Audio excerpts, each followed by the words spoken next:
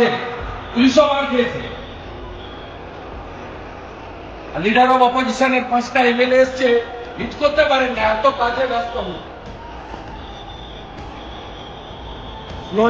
আগামী বছর এই সময় মমতা মুখ্যমন্ত্রী থাকবে না, আগামী বছর এই সময় রাজীব কুমার থাকবে, মমতা থাকবে না, বলে গেলাম।